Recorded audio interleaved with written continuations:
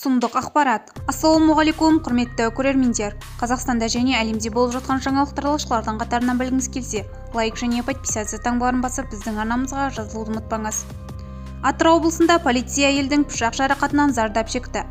Атырау облыстық полиция департаментінің мәліметінше, бұл оқиға 16 қазан күні шамамен сағат 20:50-де шағын ауданның бір ғимаратында тұрмыстық жанжал туралы қоңырауға 2 аудандық полиция қызметкері барған кезде болған. Офицерлер зардап шеккендерді отбасылық зорлық-зомбылықтан қорғау жөніндегі өздеріне жүктетілген міндеттерді аясында әрекет еткен. Жанжал шығарып оқиғаға қатысқан ер адамды бақылап жүрген сәтте үйде болған ер адамның мас күйдегі жұбайы ас үйінен пышағымен кенеттен полицейлердің бірінің арқасына соғып жарақат салған делінген хабарламада.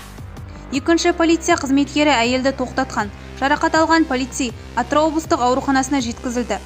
Оқиға бойынша сот-медициналық сараптама тағайындалды. Ас үй пышағы тәркіленді. Күдіктінің әрекеттері ішкі істер органдары қызметкерінің дене камерасына жазылып алынған. Әйел қолға алынып уақытша ұстау изоляторына қамалды. Бізді бақылауды жалғастырыңыз. Сау саламат болыңыз.